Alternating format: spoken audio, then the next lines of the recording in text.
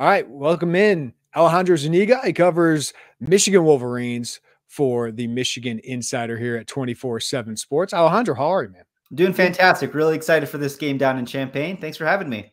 Yeah, what do you know? A ranked versus ranked matchup. I feel like I've said that several times already this season because Illinois has had a surprise start to the season, 5-1.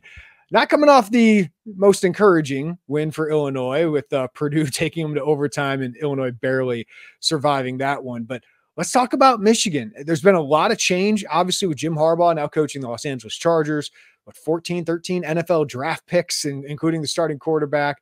So through 6 games, 4-2, 2-1 in the Big Ten, coming off that loss to the Washington Huskies. So through 6 games, how is this program different under Sherrone Moore? I'd say culturally it's very similar. Chiron Moore, obviously, he's been around the program for a long time. He was, offensive line coach as Michigan won back-to-back Joe Moore Awards in 21 and 22, was the offensive coordinator last year during the national championship run. He's a guy that players love. He's a player's coach, and I don't think the identity of Michigan as a program has changed a whole lot with Chiron Moore in charge. What has changed is everything else, as you mentioned, right?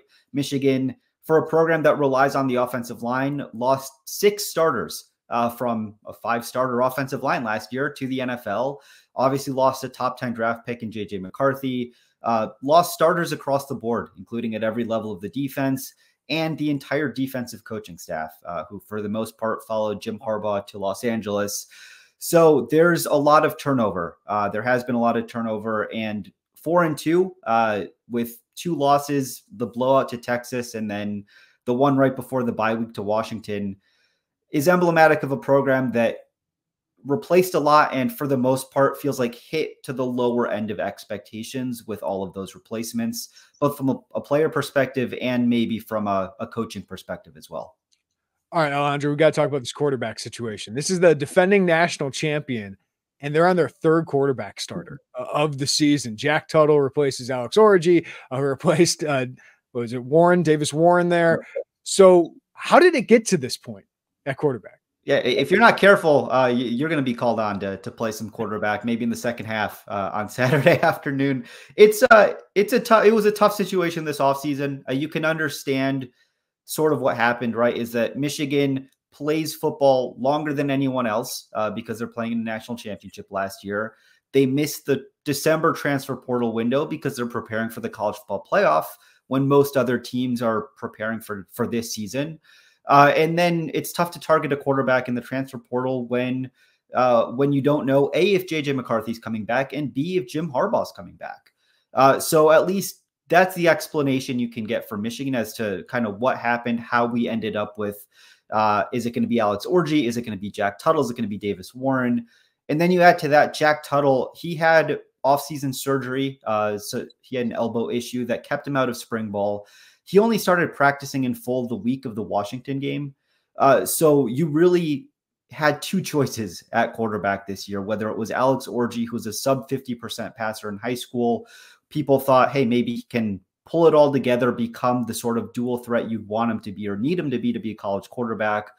Or Davis Warren, who was a walk-on, could have been more than a walk-on. He survived cancer in high school. That combined with COVID derailed his recruitment. But you ended up with a situation that was not ideal for a defending national champion. And as mentioned, behind an offensive line that replaced all 5 starters. That's not a situation where when you have maybe average quarterback play, that can be successful with a good offensive line. But you combine a new offensive line with breaking in 3 new quarterbacks at this point, that's not a formula for success, as Michigan has found out this year. All right, so what does Jack Tuttle bring to an offense whose leading receiver right now has 78 receiving yards? I'm taking out Colston Loveland, who's a stud, but is not as productive or at least as explosive with the quarterback situation. So what does Tuttle bring, and how much do you think Alex Orji could be involved? Because Purdue's running quarterback ran all over Illinois. So I'm wondering if Michigan incorporates him a little bit. Yeah, we'll see on both accounts, right? When you're talking about Jack Tuttle, the number one thing he brings is experience. He's one of those, like a Cam Rising almost. I mean, actually, he's a 7th-year quarterback. Of course, he spent the majority of his career at Indiana. He transferred to Michigan before last year with the knowledge that he would be JJ's backup. And I'm not sure if he knew or if Michigan knew that he'd be granted this 7th year of eligibility, but he got it and he's taking advantage of it. I'll say that when he came into the game against Washington, Michigan scored on 3 straight possessions, which I believe is the only time they've done that all year. Things opened up for the offense, and Jed Fish, the Washington coach, former Michigan coach, flat out said in his halftime interview, with Jack Tuttle at quarterback, we have to respect the pass. What we saw with Alex Orji was that defenses, could roll down their safeties, could fire toward the line of scrimmage every play because they didn't respect either Michigan's receivers or Alex Orji's talent as a passing quarterback.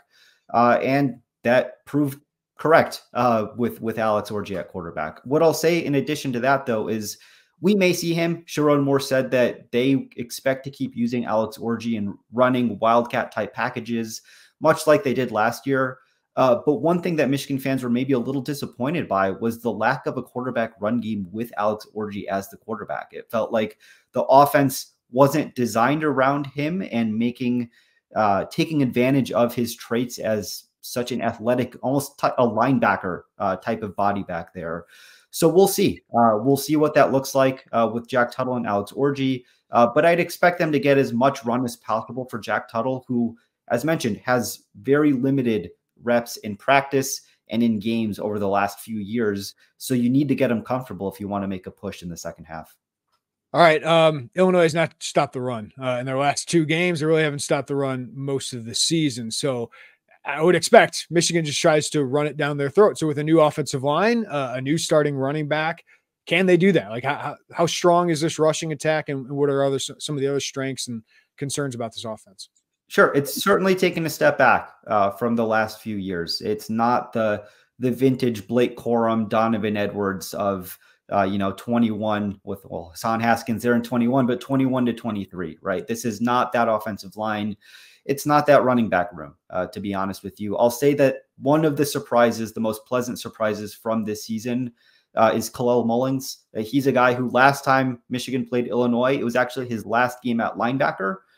He had a 3-year career, I believe, at linebacker for Michigan, and then has flipped over to running back, where he's played the last couple of years. He is the best running back that Michigan has, which is maybe a bit of a surprise for those folks out there who saw the national championship game, who are playing EA College Football 25 and see Donovan Edwards on the cover there. But Khalil Mullins is the best between the tackles runner. He's the more physical runner. He breaks tackles and makes explosive plays when they're not there, when they're not blocked for explosive plays. And that's been important for Michigan. I'll say Donovan Edwards, he always carries the risk of an explosive with him. He is the more athletic player. He's the guy with the top end speed. If he finds the hole, he makes that one cut. If he changes direction, he's gone in a flash. So there's that.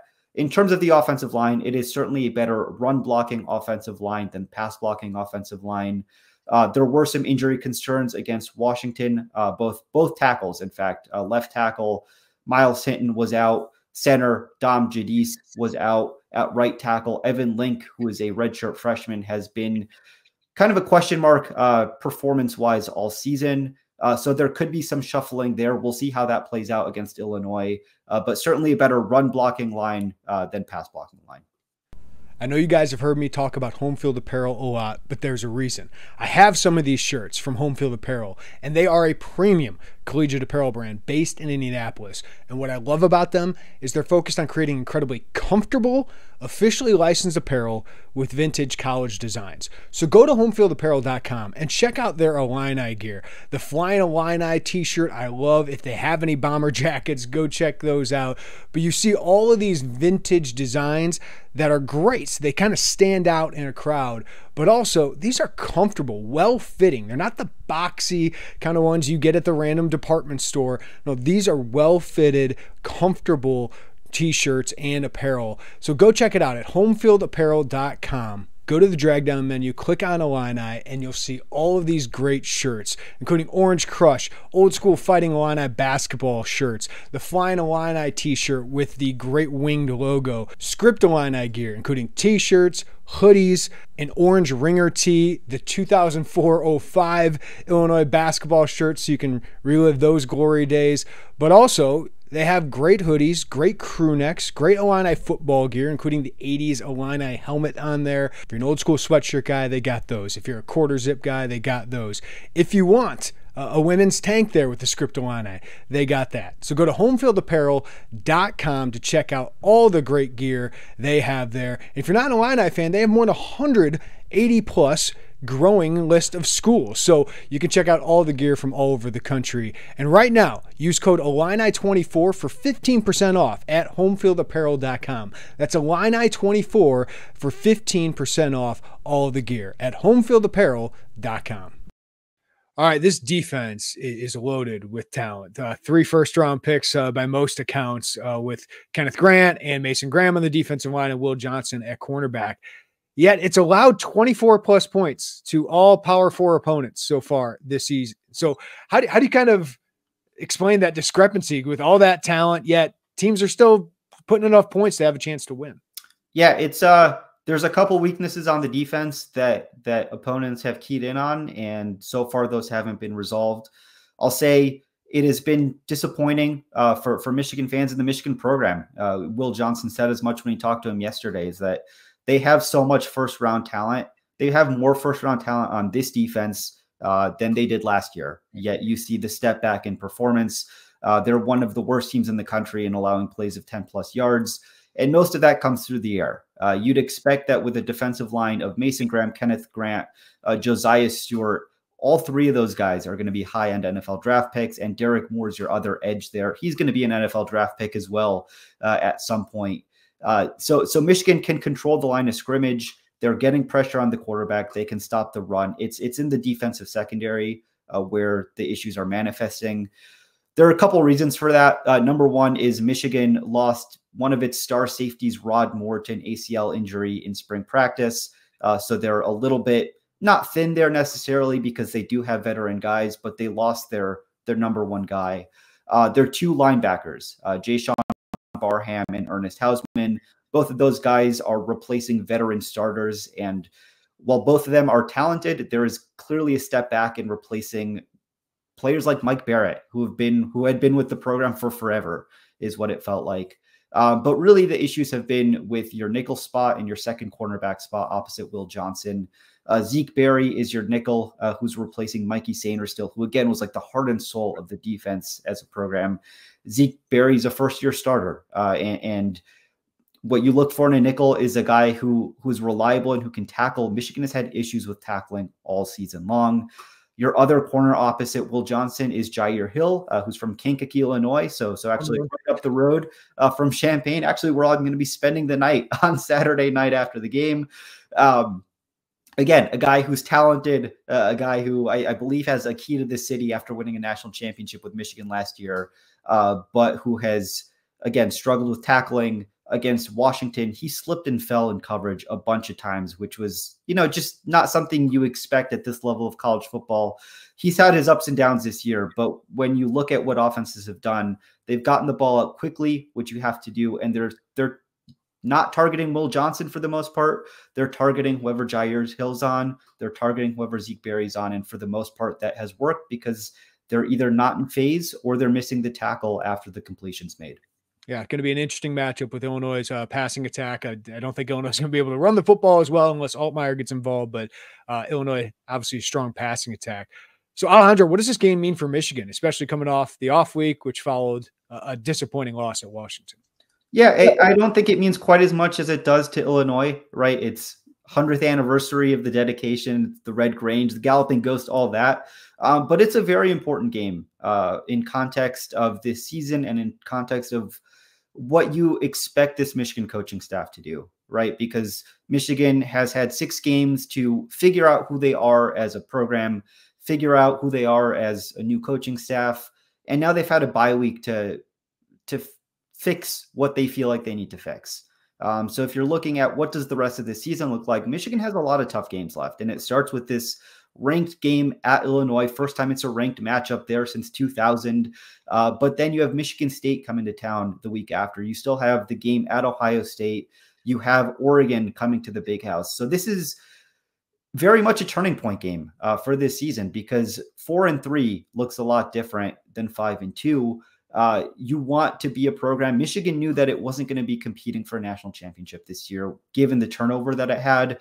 But you still want to be a program that has momentum, that even if you're taking a step back to the second tier of the Big Ten this year, you want to be in position to take that step back to the first tier next year.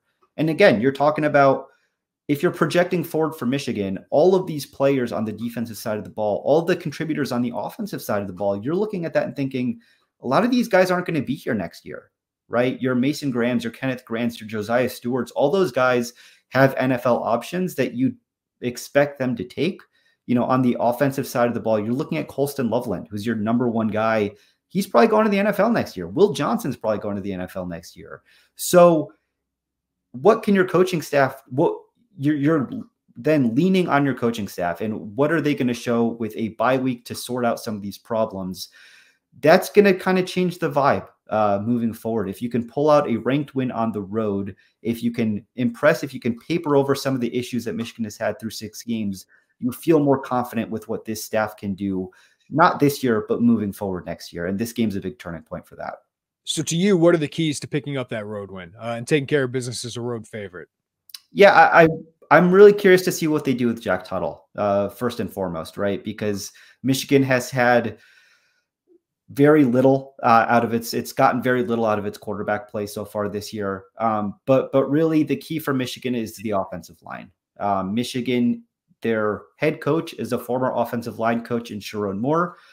Their offensive line coach is a guy who, by all measures, is a rising star in the profession in Grant Newsome, a former offensive lineman at Michigan, a guy who Jim Harbaugh, when he was coach here, said could be president of the United States someday. Like, that's how impressive he is as a person, as a leader. And that's the unit where you think that Michigan would be at its strongest. And they've had a couple weeks to fix some of their issues. They said they literally went back to basics. They started doing day one fundamental stuff with that offensive line. And so I want to see what that looks like. If Michigan wins games by controlling the trenches, by limiting explosive plays on the defensive side of the ball, by limiting possessions for the most part, and by wearing down defenses in the second half. They haven't been able to do that pretty much at any point this year. You know, one of the underrated issues with Michigan is that they've really struggled in the second half. They built leads against Minnesota. They built leads against USC, and they almost let them slip in the second half. Like, they haven't followed the formula of what makes Michigan football successful. So I want to see if they can do that against Illinois in a matchup that seems conducive to doing that.